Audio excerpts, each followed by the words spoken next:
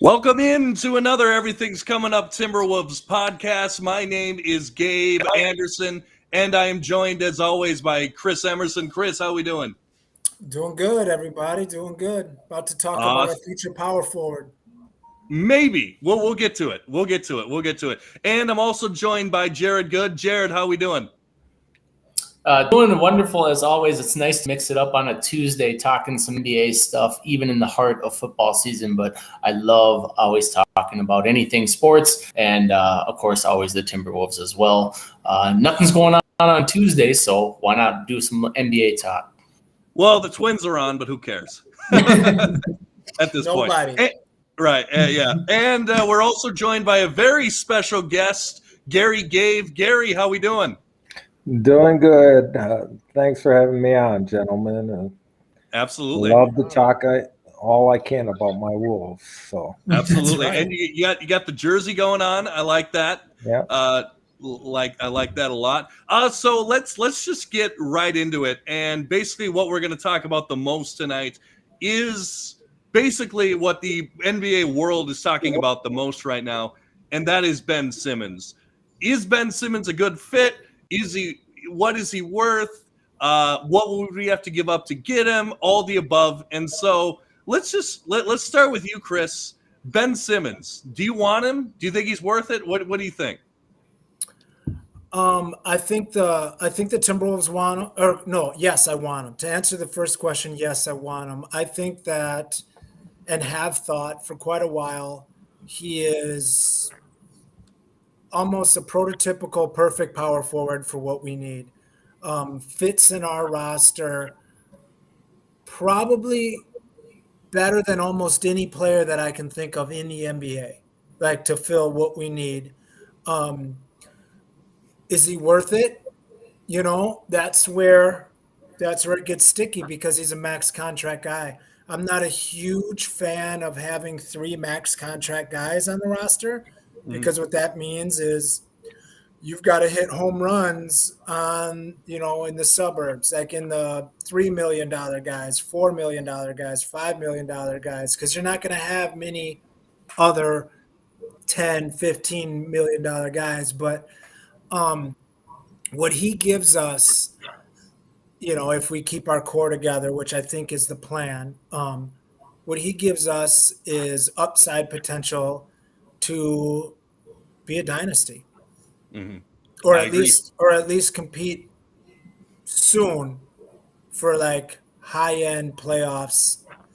I mean, I feel like if we get Ben Simmons without giving up one of our core three guys, I think that this is the best chance the Timberwolves have ever had and maybe ever will have to win a title.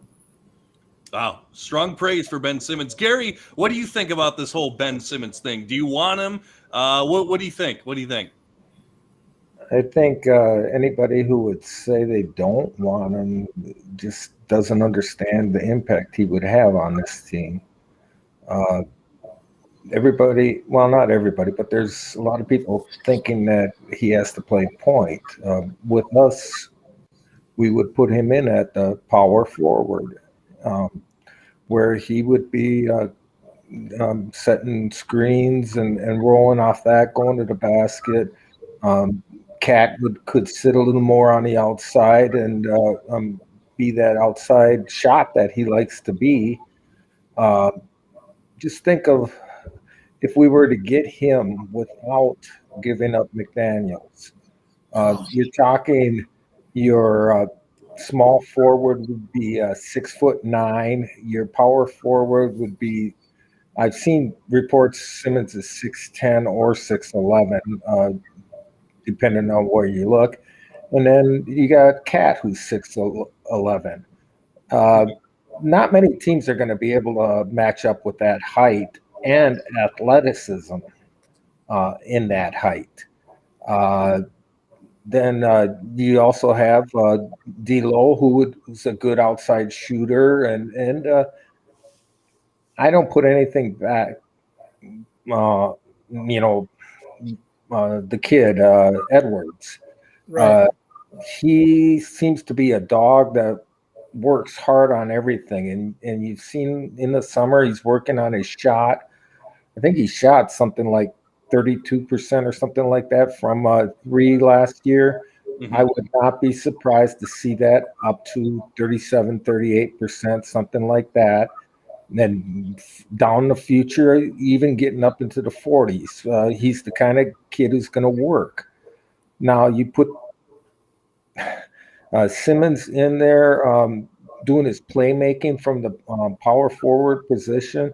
Everybody worries about his shooting and all this and that. While if he's the guy in the middle, the shooting cat would be on the outside being the shooter. Simmons would be scoring down on his layups. And I think I saw something like he was like the second in the NBA at finishing at the rim or something like that.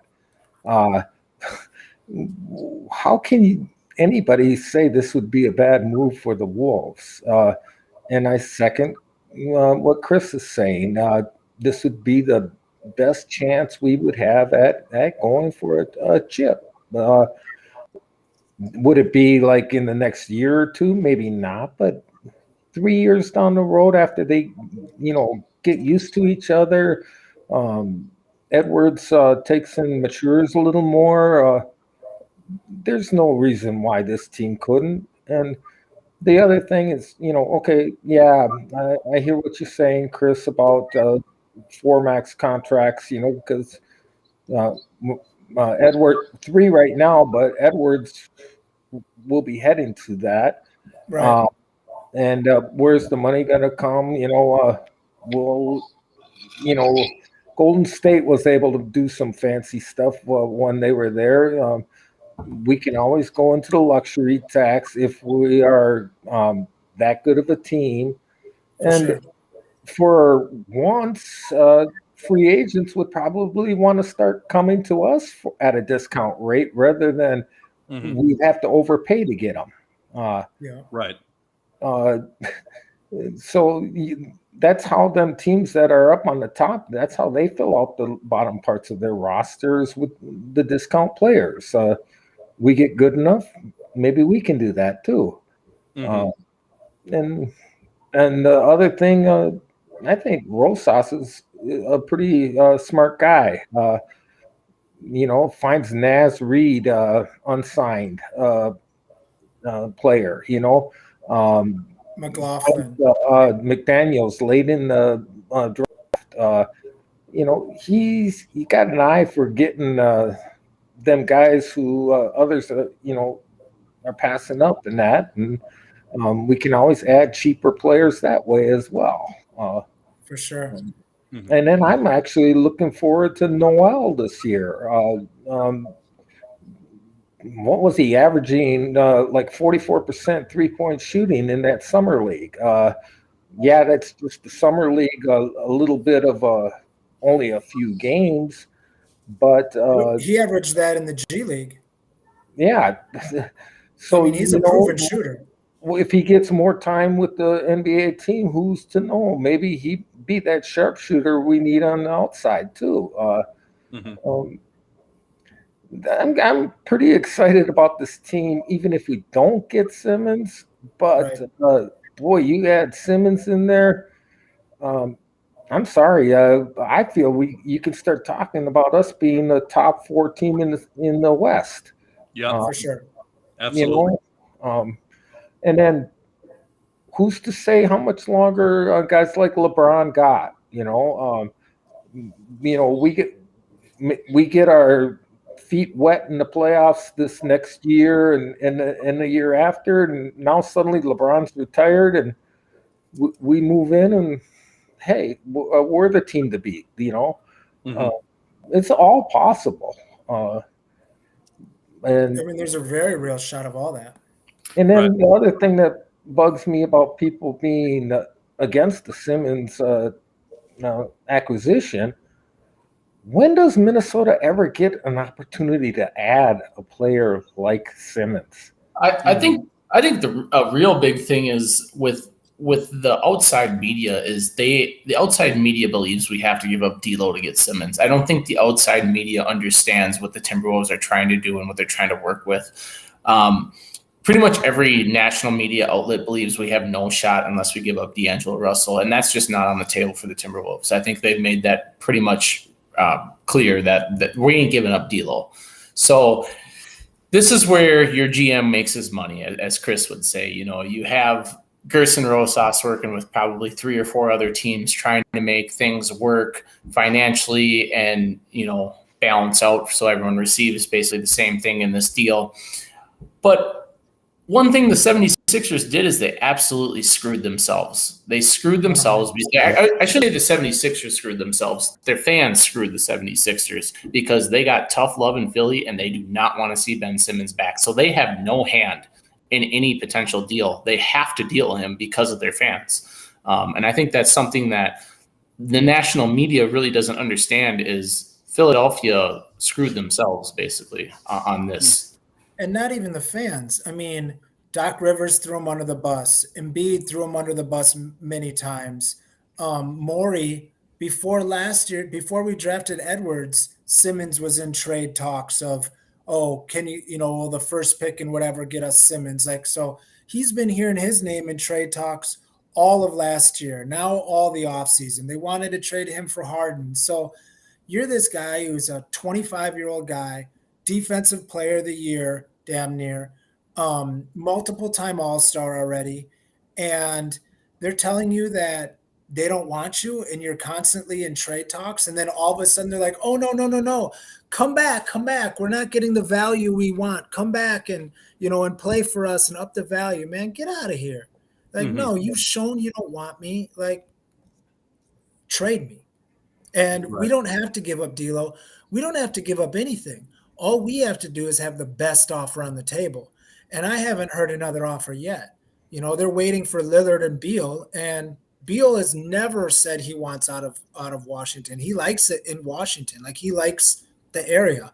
And Lillard has no interest supposedly in leaving, Portland. And he said just recently, I'm back, Portland. This is my city, So, I mean, if Philly wants to get tough and hold out and just have a Jimmy Butler type of nastiness, go for it. But that just lowers the value more.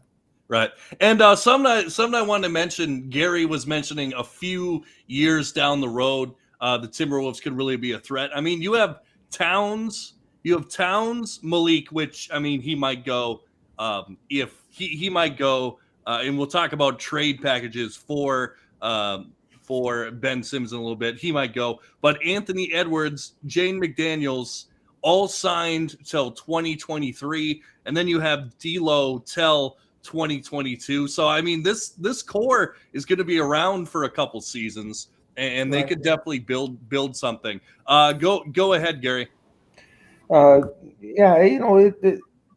There's a lot of misinformation that goes around too.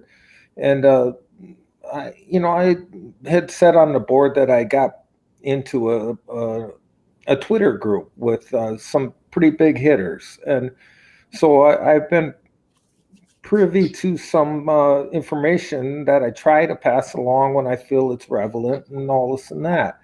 And they recognized what was going on a long time ago, and it was Morey just playing a game. He was purposely putting out all these trade scenarios where he knew teams would say no, and then he's trying to take and make it look like he's trying to trade Simmons, but he's not really trying to trade Simmons. And then when it gets closer to the season, keeps getting pushed back like this and that, and then finally he has to give up Simmons for a lot less than everybody thinks he should.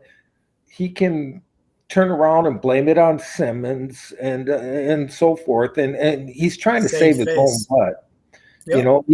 It's just a game that Morey is playing, and the only way this could blow up on the Wolves, or would be if Beal or Dame suddenly said they wanted to get out, and that's not going to happen. as the guys were telling me in this chat, Dame is such a loyal person that he will not. Once the season starts, once the ball's rolling, he will not leave Portland. Right. He will wait until the season is done and then voice his displeasure and say, "I want to trade." But if he's there, he's going to try everything he can to bring a title to Portland. 100%. And then Beal, there's nothing that has come out of Washington that for Beal to want to leave. So it's Rosas knows what he's doing, and he's letting this thing keep getting.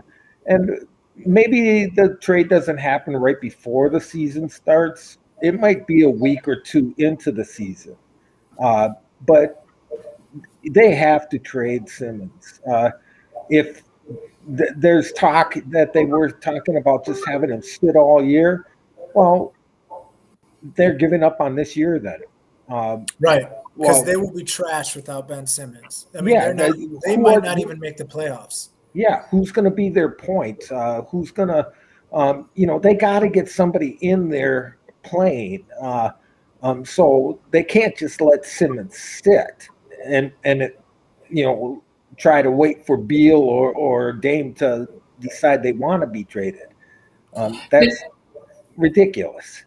And one thing that I just want to revert back to is, so originally the first offer that was ever on the table for Simmons was Malcolm Brogdon, a first-round pick for Ben Simmons, and it came from the Pacers. And they quickly kind of shunned that down because they wanted 4 first-round picks and they wanted the world for him. And I feel like, I know Chris had said this, and I feel like a lot of the people in this room have agreed with this take because we've kind of all talked about it on our Timberwolves page.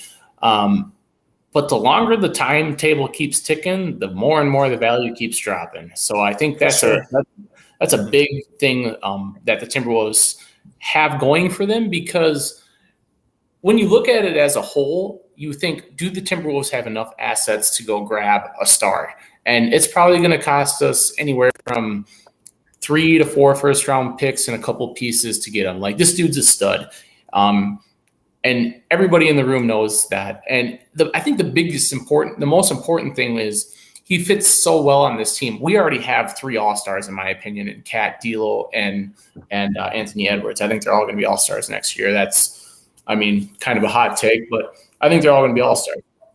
And they'll at least be playing at that level. They might not get in the game, but they'll be like in conversation. Yeah. And so now you're adding a guy where his job is going to be able to play defense, rebound the basketball, and distribute the basketball. What more could you possibly ask for? Sure, you're not going to be pleased when Simmons shoots 60%, but when he's got 10 rebounds, 15 points, and 10 assists, I think you'll live with his free throw shooting. Mm-hmm. Go ahead, Chris. Well, that's the thing. Like, the kind of power forward that Rosas has been looking for is like a grab and go power forward, like gets the rebound and pushes the break. That's why he wanted Aaron Gordon. That's why he tried Covington. That's why we tried to go small at all the spots, because they want a guy that can grab and go. And when you watch, I've watched a lot of like game clips and highlights of, or not highlights, but like the full game, all the scoring of Ben Simmons' best games. And that's what he's doing. Like, he's coming full stream down court. And now you've got a point guard on the back pedal with a 6'10" monster, and it's almost always a bucket. People mad about his shooting is, well, he's not a 3-point shooter. Yeah, he's 6'10". Rudy Gobert is a terrible 3-point shooter too. So is Clint Capella, terrible 3-point shooter. Like, you don't have to be a 3-point shooter in the NBA. His career average field goal shooting is 56%. Which, that might not mean a lot to a lot of people, but if you look at the history of the NBA, right now, if he retired at 56% field goal percentage, he ranks just ahead of this guy, the real weird last name, named Kareem Abdul-Jabbar. I don't know if anyone's heard of him. But you mean Lou Alcindor? Yeah, well, that's who he was first. I know.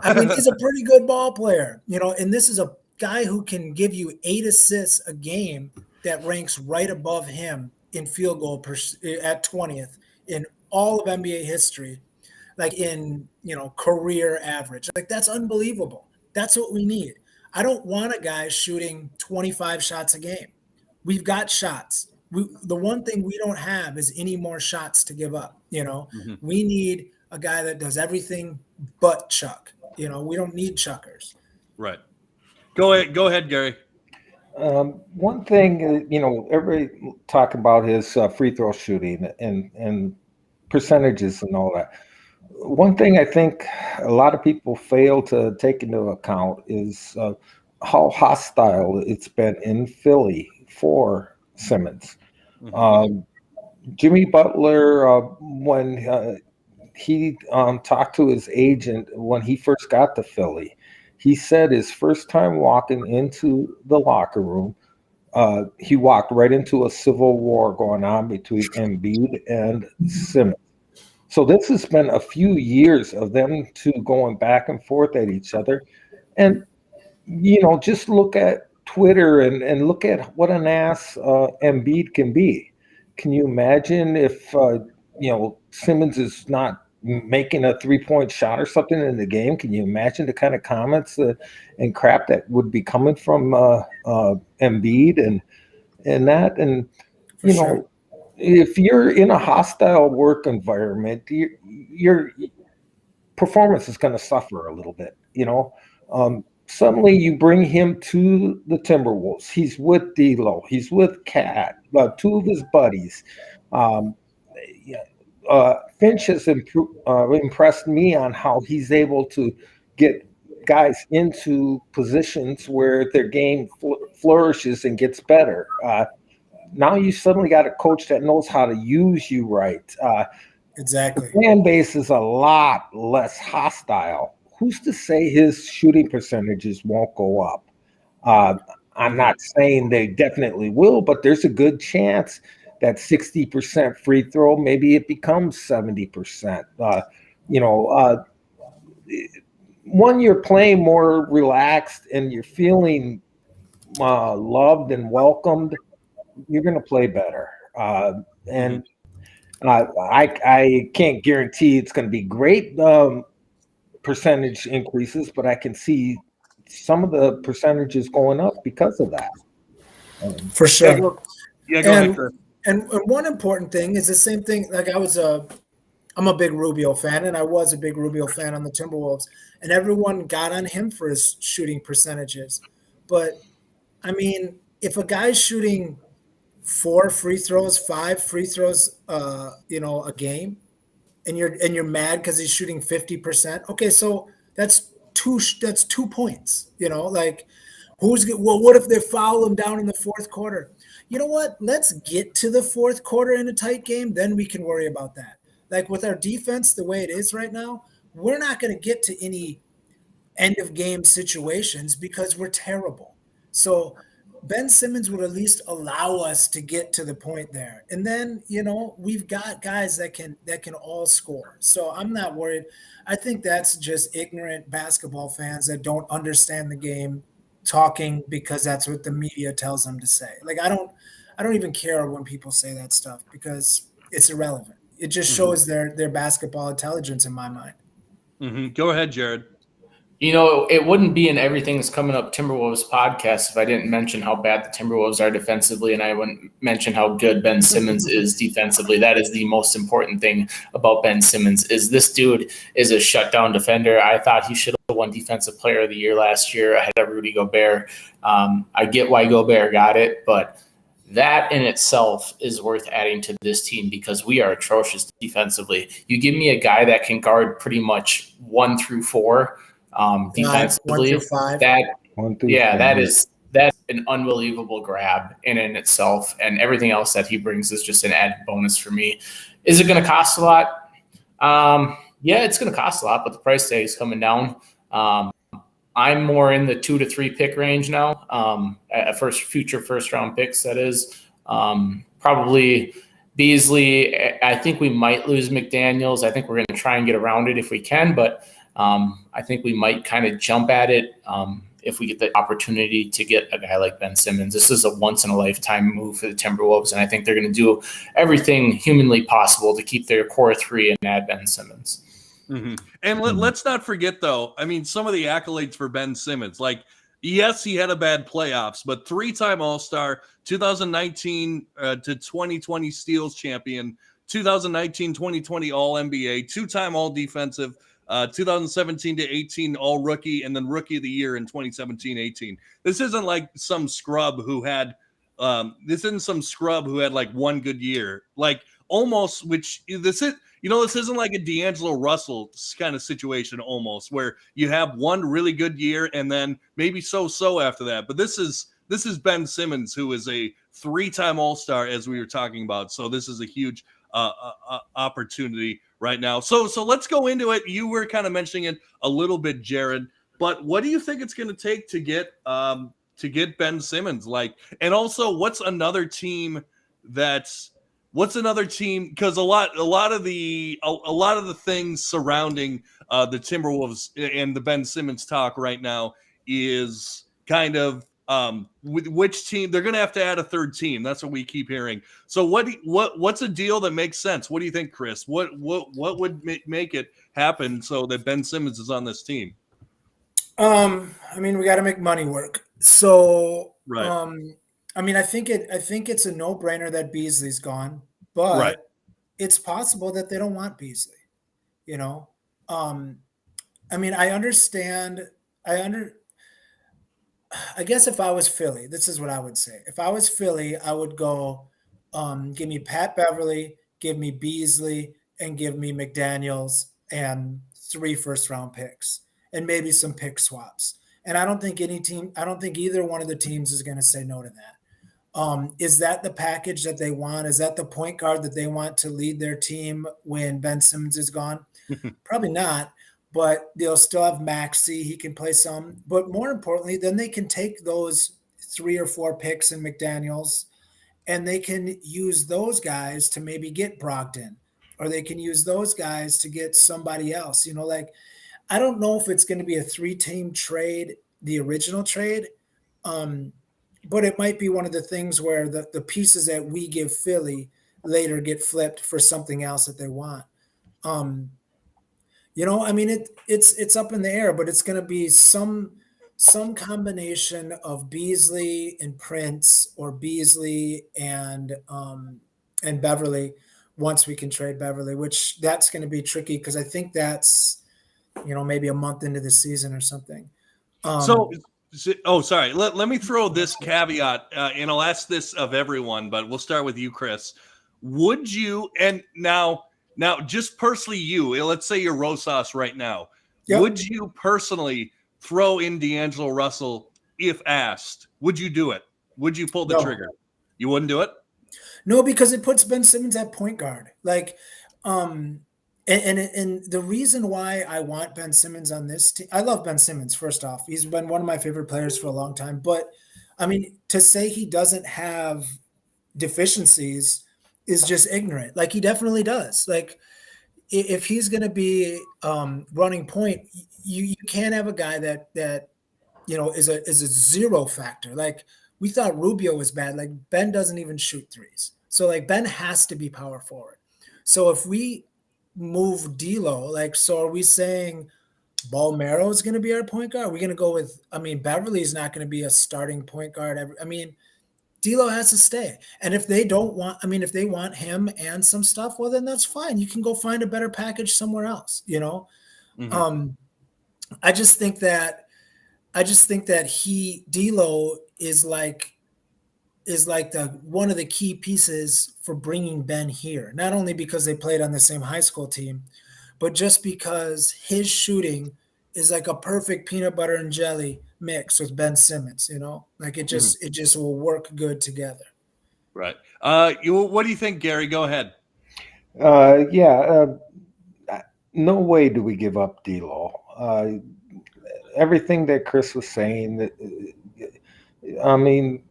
the whole idea, what gets me all excited about Simmons is putting him at the power forward. If he's going to play point, you need him to be able to hit a 3.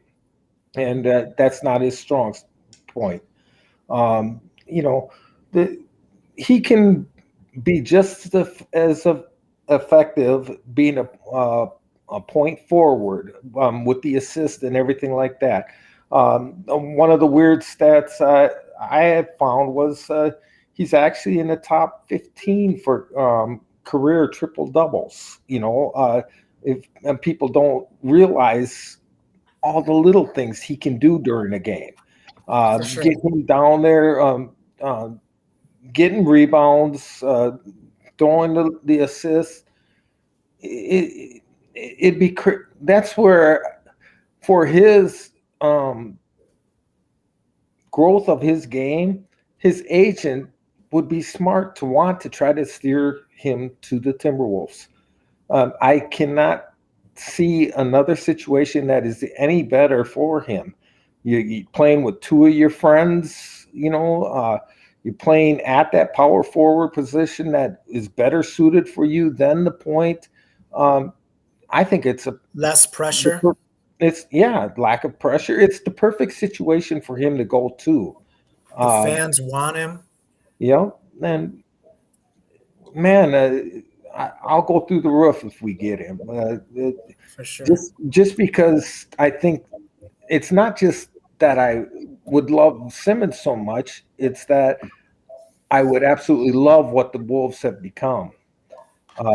We'd have 4 elite players, and then have parts to build around them. I just think this team would be in its best position since the days of KG, Cassell, and Sprewell. And I would say we're better. Yes, and I would say it's better overall than that. Somebody's still got to step up and be as much of a dog as Garnett was, but and it wouldn't surprise me if Edwards gets to that. But we would have the talent would be better. For sure. For sure. And before you go, Jared, I just noticed this. You just want to pop on and say hi to everyone on the chat. Thank you for leaving your comments. If you have any questions, too, that you want us to answer, feel free to put them on there, and we'll do our best to get to them. We can see the chat here. So, yeah, just letting you know. Thanks for joining us on the chat. And, if you got any questions, let us know. And, Jared, go ahead. I think one of the craziest things that we had said, and this might have been 2 podcasts ago because we snuck a Beverly one in there, but I said no matter what team Ben Simmons plays for, he is done playing point guard. And the reason why I said that is because I think the force him so much better on any of the teams that are contending to trade for him. The thing with D'Angelo Russell is going to be a wild comparison, and it's probably not 100% accurate, but D'Angelo Russell has that like killer vibe in his game. Like he's that I'm going to take a late shot and be clutch, kind of like Damian Lillard does. I'm not comparing him to Damian Lillard. He's one of the best at doing it. You get what I'm saying. If you put Simmons at the card, you're not going to be asking him to shoot an extended 3 to win a game. Like that just isn't him. Right. And so I think no matter where he goes, I think his days at the point guard in this day and age in the NBA, you need to score for his point guard. And that's just kind of how it has to be. I mean, look at we loved Rubio here. We loved Rubio here, and Rubio also has struggled shooting the ball. And in the current NBA, your point guard to score points, and D'Lo can score. So I think that's a big thing. But with Simmons, whether he gets traded to us or somewhere else, I think his days at point guard are completely over. And I'm sticking to that. I'm sticking to that vibe, and I just wanted to bring that back up. Yep. And let's do a quick segue. We have Timothy Hunt has a question. Who's everyone's favorite Wake Forest alumni? Is his question. Do they play basketball still? I haven't seen them. Apparently, I haven't seen them really doing much for a while, so I'll have to maybe check the archives back a ways. I'll give Timothy an answer that I know will let him respect me. I'll say Justin Gray because not a lot of people know that name, and I know Timothy does. I'm gonna go. Apparently, John Collins went to Wake Forest. I did not know that. Yeah. But I'm gonna go with Ish Smith. I love how he's on a different team basically every single year. So There's a tall guy there named Duncan that was solid for a while. yeah, he was all right. He was all right. Won a couple championships, whatever. I've got a question. You asked me about D'Lo, and it depends. I guess I would move D'Lo only if it meant we kept McDaniels and Beasley, which I mean it almost would price wise. But if we have a lineup of Edwards,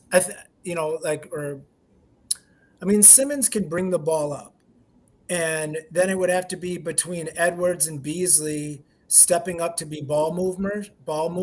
But to think about, like Gary said earlier, Finch, I think, is one of the biggest things in this whole thing. Finch, and I talked about this before, ran a ton of Anthony Davis, DeMarcus Cousins pick and roll. That was when he was with the Pelicans. They did that. Then Finch before that got Jokic going as the main, as what he is now as a passer, as a playmaker. So the NBA is kind of maybe moving away from some of this John Stockton type pound the ball point guard stuff. So if you still kept us with Beasley as the shooter, I could see it happening. I could see that happening. But in a perfect world, I'd like to keep D'Lo because, like Jared said, he's got it. Like, he's box office. That man can drop 40 on you. That man can drop 60 on you if he gets hot. Like, he's got that it.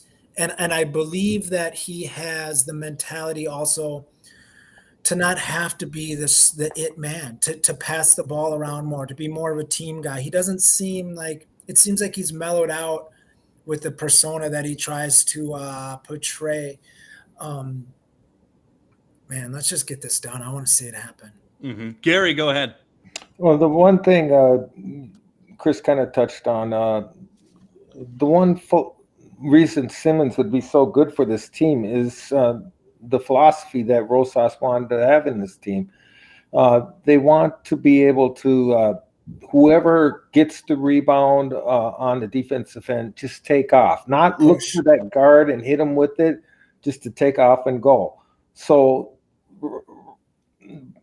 you could have Simmons at the power forward grabbing the rebound, suddenly leading the break. He's got D'Lo and Edwards on the wing, and he's got Cat coming in as the trailer. That's a nightmare. Got to scare the NBA. That's a nightmare for any NBA team. I don't care who you are. That's a nightmare. Yeah, or you got even if it's Edwards getting the rebound, leading the break. It doesn't matter who's getting the rebound, who's leading the break.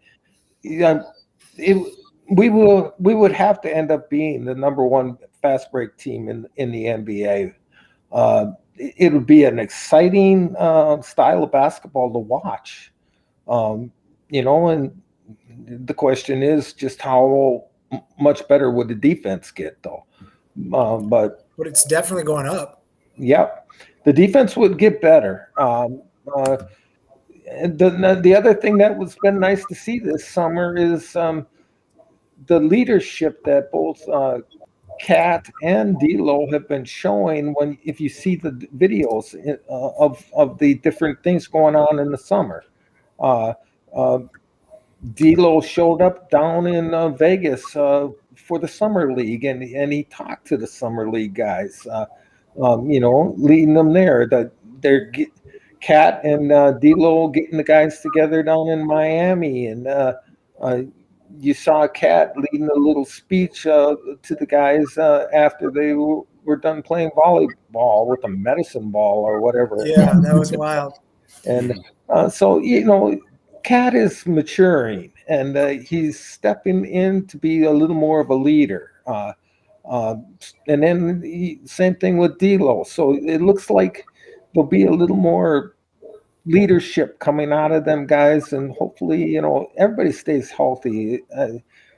Gosh, I want to get on some kind of betting device and bet on that 33.5 points per wins per game or something for the Wolves. Give me the over. Give me the over on that. That looks like easy money to me. Gary, you were talking about leadership with Cat and D'Lo. One thing that showed to me is if you looked at the other guys that were in that clip, I don't know, were they in Miami? I know they were warm weather. It was all the kind of bench guys, And last year you saw that whole bench crew still being super tight and they were vibing and there was tons of videos with those guys. But what you didn't see was Cat and D'Lo last year. And in the offseason, there'd be guys making videos and stuff like that, and you didn't see Cat and D'Lo, but you would see those two guys together. And one thing I talked about on this podcast before last year was I was getting worried that it seemed like it was the stars versus all the other guys on the team, where it was Cat and D'Lo kind of doing their own thing, and everybody else was kind of getting a really good, tight-knit group. And that's not the way this year. This year, it looks like everybody's there. I mean, Edwards wasn't there, but he could be doing his own thing, but he's definitely in with the guys. Like, I'm not worried about Edwards. So, No. Yeah, like you said, it looks like it's just a tighter group. And it's just going to be fun to see these guys, playing into the second round of the playoffs, no matter what. Mm-hmm. Yeah, absolutely. I know, Jared, you had a question that you wanted to ask, but let's get to this Twitter comment quick. It ties all together. Yeah. This is from Zach Ziegler. Have you guys watched any Chris Johnson pickup games? Vanderbilt versus Ben Simmons was on display yesterday. Was a great reminder seeing his hustle. If roster stands, how confident are you guys in playoffs? So basically, if we don't get Ben Simmons, how confident are you that this squad can make the playoffs? I'll go first, just because this is going to be my exact next question for everyone in the room. So I'm glad that somebody asked it because I felt like it was the perfect flow into this question. In the offseason, I made a bet with a previous guest that we had on the show, my buddy out in Utah, Gerson. And I have the 5 seed and up for the Timberwolves, and he has the 5 seed down for the Timberwolves. And the reason why I took the 5 seed and up is because the Timberwolves were going to add somebody, whether it be Miles Turner, whether it be Ben Simmons, whether it be someone's going to get added. I think Gerson Rosas is 100% in on Ben Simmons being the guy that we add. But I also believe that if something doesn't work out, he's going to add a fillable piece as a secondary move. And I've kind of talked about this all offseason. Whether it be Simmons or somebody else, I think that secondary piece is going to be enough for this team to at least be a 5 seed. I really do believe that. I think the Timberwolves roster as it sits is extremely good. They're going to score. I mean, not only going to score a ton of points, but we brought in Chris Finch, and how much better did the team look after Chris Finch was added? Like, that is a huge addition that nobody else is talking about. Obviously, unless you're Greg Popovich, nobody really looks at the coach as being a difference maker, but I believe that he's absolutely going to be a difference maker on this team moving forward. As it sits right now, I have us at exactly the 5 seed without any moves. I think we are going to be stellar this year. And if we add somebody, I believe if we add Simmons, I'm going to say that we're going to be a 3 or 4 seed. And if we add a guy like Miles Turner, I think we'll probably stay around that like 5 seed-ish range. But I do believe the Timberwolves are going to be a playoff team this year. And I think a lot of the league is sleeping on it. Gary nailed it when he said you take the over 33.5 before the trade happens, because one is going to be happening. Mm-hmm. So for me personally, I am not, particularly if we don't get Ben Simmons, I am not as high as you are. I'm confident that we can make the play-in game, which is kind of the playoffs, but I'm not sure a top 6 seed is guaranteed just because of some of the talent in the West. You got Utah, Phoenix, Denver, LA. I mean, they were a 7 seed last year. They're going to be better this year. You got the Golden State Warriors with Klay Thompson coming back. Portland is Portland. Yeah. The Mavericks once again. So who knows how the Porzingis thing worked out, but they have Luka locked up. So I am not, particularly if we don't get Simmons, I am not 100% that we're like a top 6 seed. I'm pretty sure we can itch out some of the teams in the play-in tournament. Like I think the Spurs fall off a little bit. Who knows about New Orleans? The Kings didn't Grizzlies do for it. sure dropping. Yeah, the Grizzlies, absolutely. So I think we can sneak into there, but I'm not 100% like you are that that they're going to make it to necessarily a top 6 seed and not be in on the play-in tournament. But what do you think, Chris? First, it's good to see Donover pop in on the chat. Yeah, I mean, we're gonna be. I mean, we're gonna be good. Right. I think guys like Nas are gonna take a huge step up. I Of think course you're going to say that. McDaniels will take a decent step up, and I think Edwards is going to take a leap. But like you're saying, I mean, the Jazz were the 1 seed. Are we going to be better than the Jazz next year? Probably not. The Suns, I'm for some reason I'm not a believer in the Suns. I could see the Suns taking a big step back, but let's just say they stay in the top, above us, which is more than likely. Nuggets, they'll be healthier. I don't know when Murray comes back, but I mean when he comes back, geez, man, they've got so much firepower. Michael Porter Jr. is going to make a big jump for them. That's huge. The Lakers are going to be up there, obviously. Golden State. So now we're 1, 2, 3, 4, 5. Now we're talking 7th seed just out of those studs we just named. So That's what I'm saying. Yep. it's going to be tough, but we'll definitely be in the play-in mix. And I think who says we can't beat the Trailblazers and Mavericks and Spurs? I think we can beat those squads. I think so. There's such a big drop off in my mind from 6. I think the top 6 are tough teams. And then after that, there's no reason we can't be 7th, But I mean, I think there might be a little step down from 6 to 7 if we don't get Simmons. But yeah, I think we can be 7 or 8. Mm-hmm. Gary, what do you think? If we don't get Simmons, where do you see us? And if we get Simmons, where do you see us? I was always thinking without getting Simmons, we could go as high as a 6 or 7 seed, something like that. That is providing we stay healthy. Yeah. But you're going to get nicked up a little bit here and there, so that could affect us. But anywhere from 6 to 8 is what I think we will do without Simmons. Especially, it'll hurt, especially if Cat goes down, because we won't really have somebody to take that lead role in the post without him. But if we get Simmons, now if Cat needs 4 games off for an ankle twist or something like that, Simmons played center for the Sixers in a game against Utah. I think it was Utah. But he's capable of playing the center. So now it won't be as dramatic of a drop if Cat has to take a couple games off. So with Simmons, I think we can go as high as a number 4 seed. He will really help the team a lot if we can get our hands on him without giving up our core guys. Yeah, absolutely. So we have a question, and I know Chris, you had thoughts on it, and I'm sure the rest of you. It's from Titan Rob. Thank you so much, Titan Rob. Do you all think that the Rockets are the 3rd team the Wolves have been waiting to acquire Ben Simmons? We'll start with you, Chris. What do you think? Do you think it's the Rockets, or what other team do you think would be a good fit to make this deal happen? I mean, I can see the Rockets being a good fit just because they're looking to move John Wall. The problem is John Wall makes like $45 million this year and next year.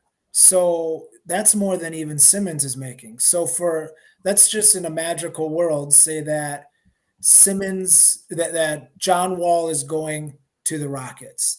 That brings $45 million in. So they're already over the cap. So now they're going to have to match $45 million to send out.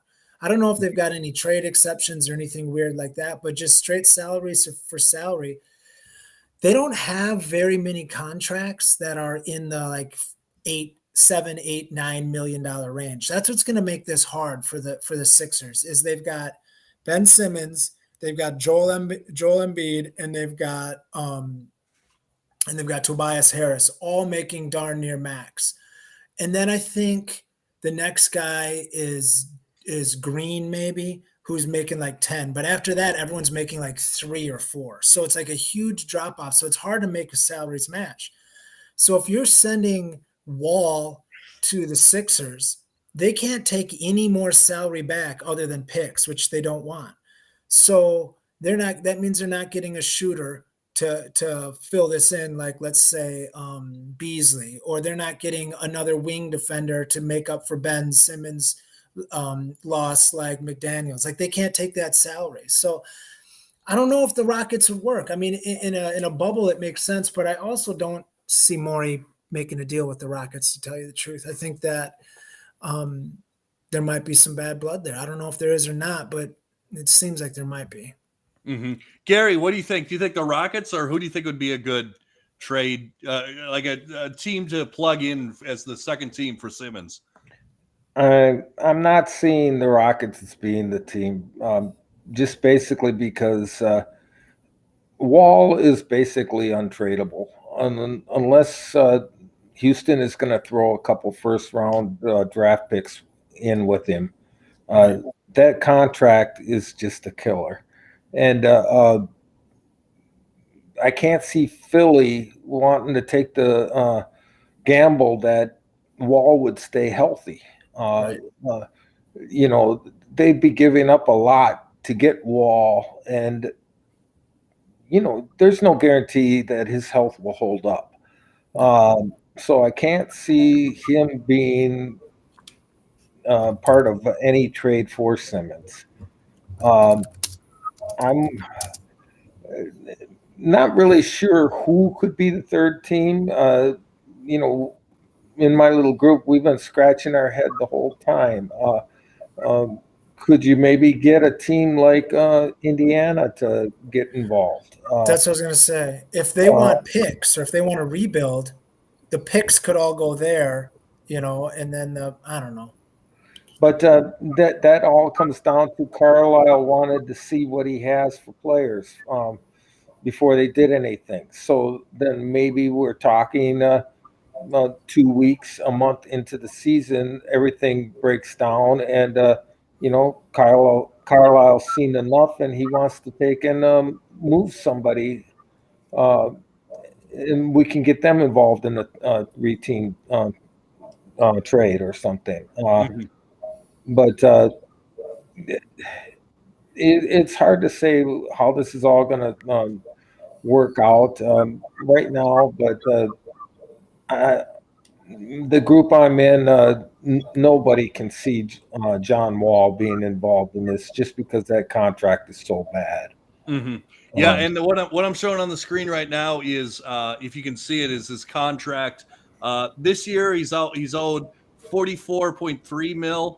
And then the next year, $47.3 million. So, in a player option, that's crazy. Guarantee he picks that player option up. Yep. I'll go quick on my thoughts here. Do I think the Rockets are going to be involved? Short answer is probably no, but it's kind of a good question because the Rockets are horrible and they have some young talent, so maybe they want to get in and ship off some of their young talent for some future assets and just go full-on rebuild. You got to remember they got guys like Jayshawn Tate. They got guys like Kenya Martin Jr., who was pretty solid last year. And then Kevin Porter Jr. Yeah, Kevin Porter Jr., another young asset. So they have 3 kind of young assets. If they're looking to pick up some trade capital, they might get involved. They might try and get their feet wet on some of these big deals and see if they can get back some picks and just full-on rebuild like the Thunder have kind of done. But we'll see. My initial thought is probably not. Toronto's an interesting team, as Zach mentioned in chat, with Pascal being moved around possibly. There's like Gary said, we're all kind of scratching our heads saying how can we be the GM and make this other team fit? Maybe the Kings try to get rid of Buddy Hield's got a massive contract, I believe, if I remember correctly. I'm not the GM guy, but I think he's making a ton of money. So maybe they want to get rid of that. Maybe they want to burn some money there. There's going to be a firework here or there. I don't know where it's going to come from, but there's going to be some fireworks this offseason. Mm-hmm. But you would need Hield to go to the Sixers in order for that to work, and the Sixers don't want Hield. Right. So how can that be a third team then? And we don't want to take Hield. No. It's going to get messy. And another thing I see Chris asking about Pat Beverly. Do we see him getting the season out? Well, if we go solo on that trade with the Sixers, we have to send Beverly.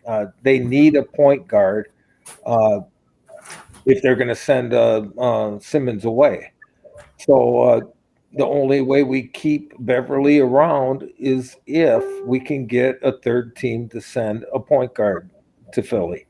And the best thing about that Beverly trade is we are sitting in our pockets knowing that Doc Rivers wants Patrick Beverly, which is an awesome plus one for the Timberwolves. Mm-hmm. Yeah. And it's what you got to scratch your head, and this is a lot of people want to throw out this team or that team and this team, but they're not taking into account that player you want to get involved in this. He's not a point. Philly needs a point. So any trade that you come up with, if Philly's not getting the point, it's not going to work. Maybe. Sorry, Chris. Before you go, Chris, thanks so much for listening to Australia. Like, or watching in Australia. I think that's awesome. Like someone literally the farthest place in the world that you can possibly be, and he's watching. Well, we're talking Ben Simmons. So yeah, absolutely. But yeah, go ahead, Chris. I mean, the thing about Philly wanting a point guard is, who cares? They might not get one. Right. I mean, they've put themselves in a situation now where Ben Simmons isn't going to play there next year. They don't want him there, or at least the fans don't. The team is throwing him under the bus. They made him be the scapegoat, even though Embiid went 0 for 12 when they were up like 15. He went 0 for 12 in the fourth quarter, and they lost the game by 5. Like, everyone wants to point fingers at Ben when it could be one of a million guys. I mean, pointing fingers at an all-star and second in the defensive player of the year that averaged like damn near triple-double is a little silly, but they might not get a point guard. I mean, that's the thing. Like, they want, a all-star level point guard. Okay, cool. I want a lot of things too that aren't going to happen. Like, if there's not a team out there looking to give that up, you can want all day long, and it's not going to happen. There's going to be a time when the deal has to be made, when Embiid says, I've had enough of this crap. Let's get this over with. Ben Simmons isn't showing up. Everything's just turning into just a nightmare in Philly, and whoever's got the best deal on the table is going to win. And that could be anybody. I mean, that could be us as much as anyone else. I'm not worried about a third team as much as I want. I think what it's going to have to be is they'll take the best package they can, and maybe, like I said earlier, at a later date, they'll take the 4 first-round picks that we're giving them and something else, and they'll have to move that on a separate deal to get their point guard at a later date, and maybe run Maxey at the point if Clutch doesn't force him out too. But that's the thing that people got to understand going on in Philly there too is they do want to win now, and they want to keep Embiid happy. Yep. And you're sending Simmons away. You can say tough if they don't get a point guard, but maybe they take the lesser deal because the lesser deal has the point guard. They might. they cannot go into this next coming season without a point guard. And right now, if they lose Simmons, they're hurting if they don't get a point guard in return. So, and another thing that we talked about in our Twitter group was maybe Morey doesn't just necessarily take the better win for now group. Maybe he takes the deal that he feels are tradable assets, and then things that he feels will work good for if Beal becomes available or if Dame becomes available. There's so many different ways this thing could spin. It's hard to take and say definitely this is what's going to happen. Exactly. I mean, it's and like we said, like Philly's losing, they're losing power in this deal. Did we answer Chris? I think Pat Beverly. I think the Timberwolves would like to have him the whole season, unless we get some sort of upgrade. I think Pat Beverly is going to be a dog. We did a podcast about him. I think the one prior to this. I think he's going to help Anthony Edwards learn how to play. I think he's going to help all of our guys learn how to play on a different level. And I would like to see him because if we don't have him, I don't trust J-Mac as our backup. So I would love to keep him. But, if he's a piece in a bigger deal, I think that's something we're willing to give up. Mm-hmm. Absolutely. So let's get your overall predictions. Just what you think will happen. Do the Wolves end up with Ben Simmons? Just looking at the situation, let's say game 1 this season.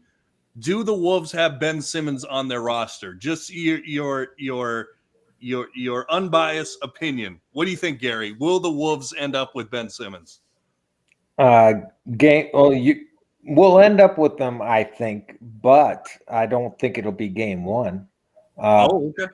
I'm thinking it might go like 2 weeks into the season, and then finally, a lot of it depends on Simmons and his agent. How miserable can his agent make it for Morey?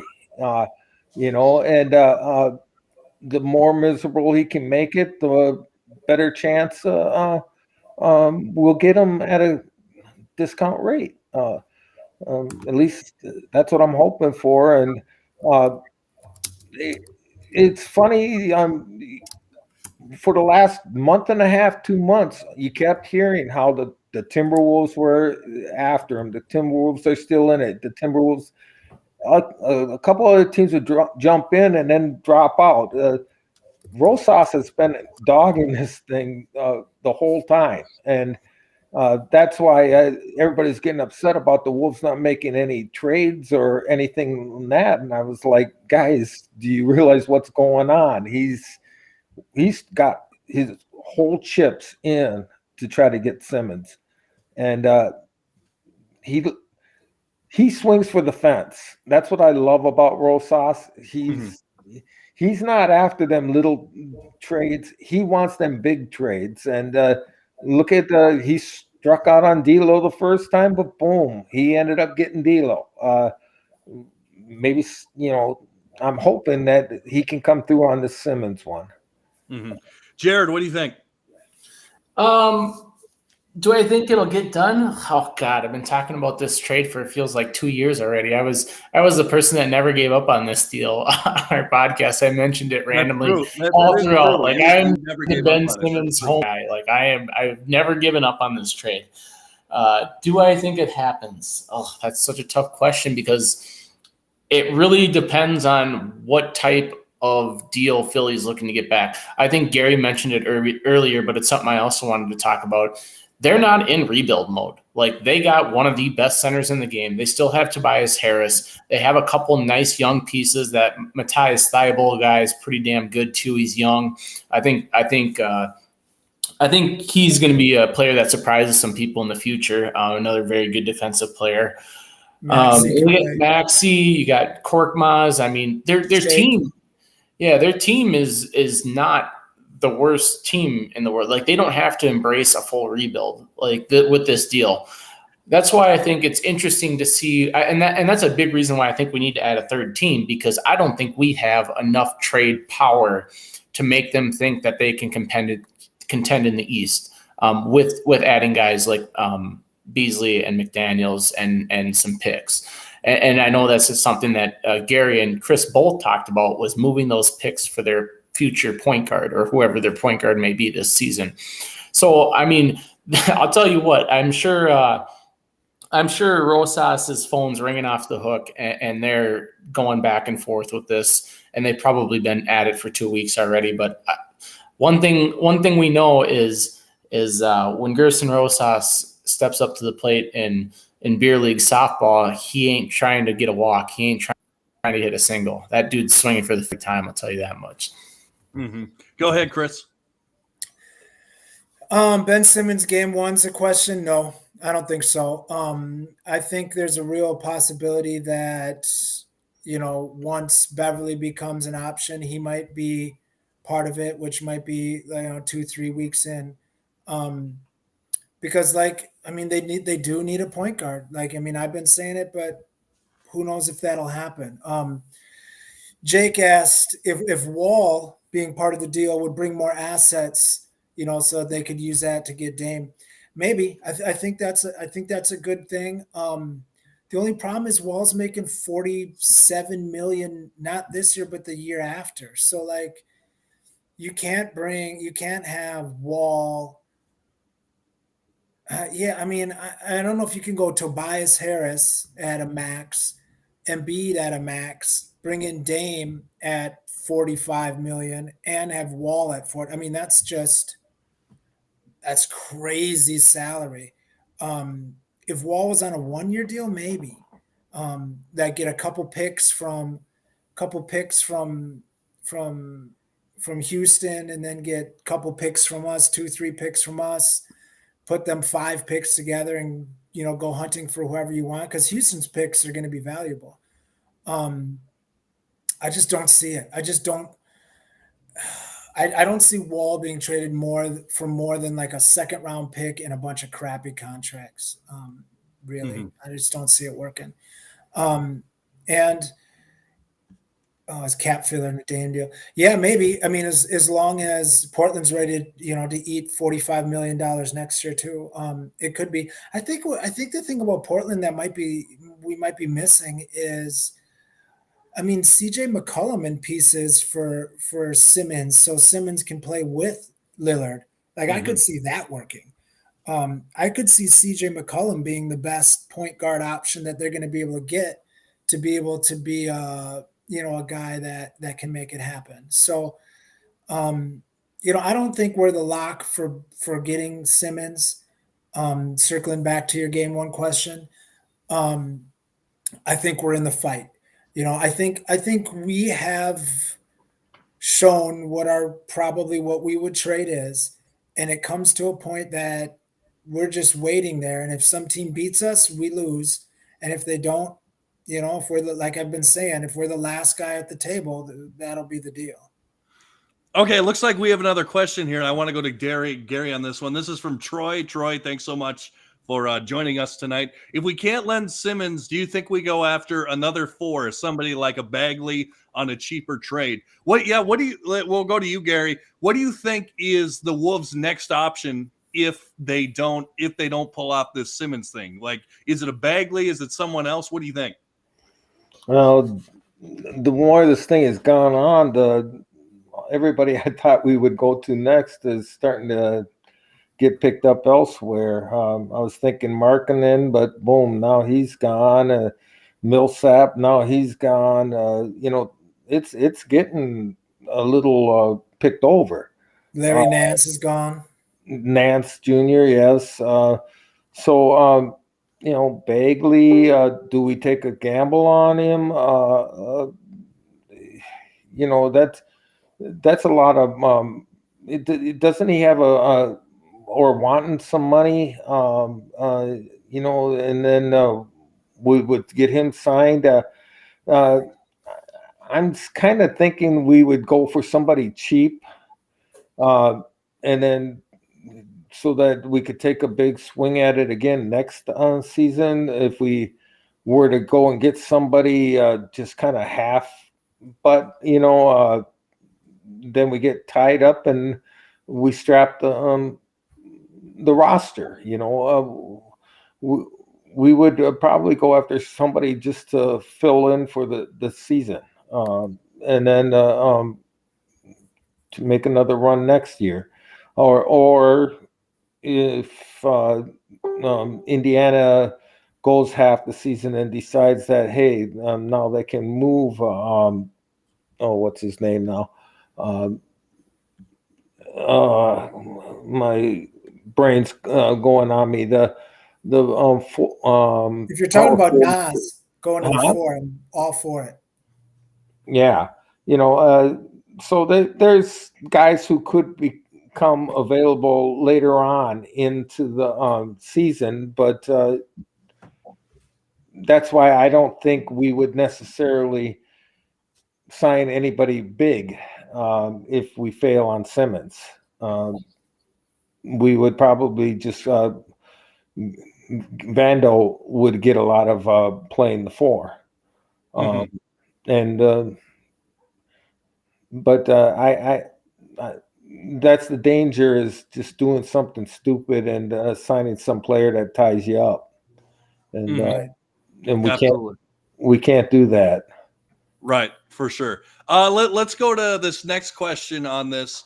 Titan Rob, on kind of I know we've been talking Ben Simmons all night, but we'll sneak this in before we head out. This is the second question from Titan Rob. Thank you so much for joining us tonight. How excited are you all about finally signing Bolmaro? And I guess it's more of a question like not necessarily signing Bolmaro, but just having Bolmaro as part of this team. What do you think, Jared? You could start. What do you think about Bolmaro and the signing today? Do you think it was a good signing? We overpaid. What do you think? This looks like another one of those Rosas specials like you had with Nas Reed. I mean, 4 years, $11 million, man. This dude's going to be making, quick math, you're making like a little under $3 million a year. I mean, if he's got anything or he can play 15 minutes, perfect. That's a perfect deal in my eyes. If something pops up to where he doesn't work out, you didn't sign him for much. This dude was, I believe, a late first-round pick. Yeah, we got him for cheap. I'm all for that. As far as his play skill, I know we've talked about it a little bit on this podcast. I don't watch a ton of international ball, so I'm not huge on international ball and like G League stuff, but he's a bigger guy. Like, I think he's like 6'9" or something like that. Like, he's gonna probably play the 3, I would guess. If I had to guess, I know Chris said he can play like the 1 a little bit too. The dude's got some pretty good ball handling. The contract alone is enough for me to like it. I have to look a little bit more into his game before I can sit here and say that I love it. But as a whole, under $3 million a year for 4 years. If he pans out and he's great, perfect. Chris, go ahead. What do you think about Bolmaro? The deal we signed him at is just a rookie scale for his pick. So it wasn't really like that's just what it was going to be. I think he's great. Mike Schmitz, who's the ESPN guy, I think, or NBA.com guy that is their big draft guy who scouts everybody. Here's a little quote from him about Bolmaro. He was talking about guys that would outperform their draft slot. He said, he'll surely outperform his draft slot from 2020. I viewed Bolmaro as a fringe top 10 prospect in 2020, ahead of international prospects like Detroit's Killian Hayes. We see him as an instant contributor on the Timberwolves team in dire need of his defensive energy. So, this dude's 6'7". He can pass with both hands, and he's the kind of guy that picks you up 94 feet. He hustles nonstop.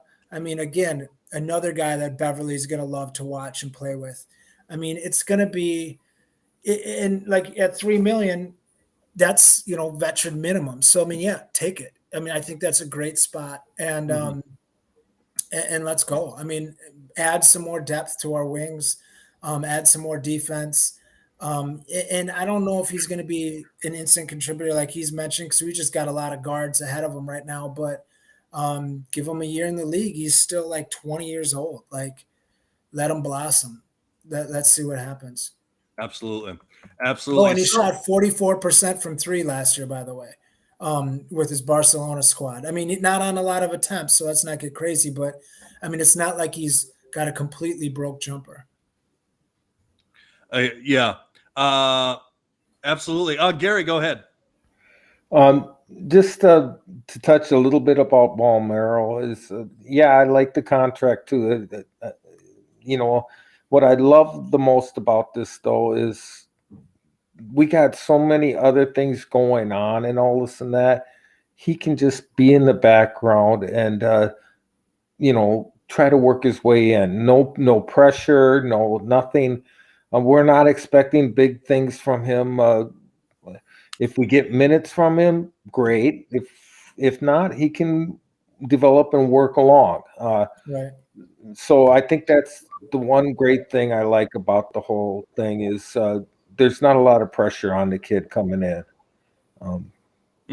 Yeah, absolutely. Yeah, it's kind of what you want. You want low pressure situations, and I mean, he basically took Ed Davis's spot on the roster. So if he gives us more than what Ed Davis did, cool. Absolutely. Well, I think we're at about an hour 15, so we're gonna leave it there. So thanks so much for joining us tonight, Gary. Thanks so much for being here. We appreciate it. Thanks for having me. Absolutely. We'd love to have you back. Chris, Jared, as always, it was a fun. Absolutely. It was a pleasure. Pleasure having Gary on. This is actually one of the guys I've actually met in person, one of the few guys from our page that I met in person, and he's a great guy, and I was ecstatic to have him on. I look forward to meeting you two at the top of the screen sometime in life. I know we'll cross paths soon. Yeah, we should go to a game sometime. Oh, yeah, no, it was great. Always fun to just hang out and talk basketball on a Tuesday night. Man, you can't beat it with it. Maybe I can get a group event going on the True Fans page and get everybody going to a game together. That'd be a good thing. Oh, yeah. That would be awesome. That would be awesome. Chris, thanks so much for your analysis as always. As always, buddy. Let's keep doing it. And this has been another Everything's Coming Up Timberwolves podcast. Make sure to like, share, and subscribe on YouTube. And make sure to follow us on Spotify so you never miss an episode. And as always, go Wolves.